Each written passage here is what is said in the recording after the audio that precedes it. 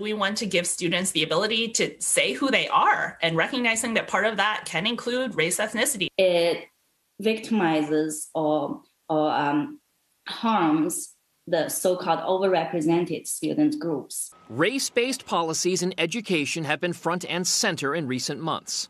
One high-profile case involving Harvard University could be headed to the Supreme Court. This after a federal appellate court found Harvard's use of race as one of many factors in its admission process did not violate the U.S. Constitution.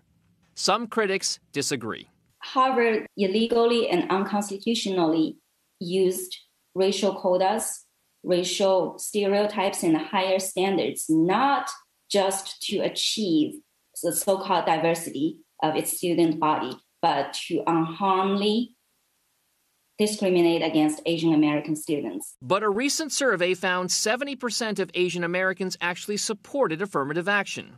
And some say these cases are being used to drive a wedge between Asians and other minorities. We still get used as ways to dismantle affirmative action because rather than saying affirmative action which benefits Black and Latinx students mostly is hurting white students, somehow it seems more compelling to say it's hurting another minority group. For many Asian American or Asian immigrant families, the focus on higher education is seen as a way to get ahead through hard work, and in many cases is a cultural norm.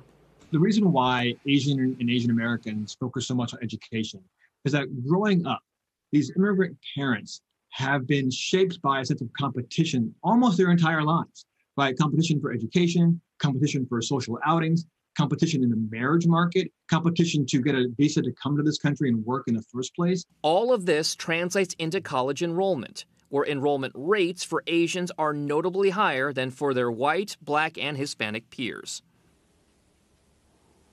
Now, those college enrollment stats are key because it shows that it can translate into real economic impact.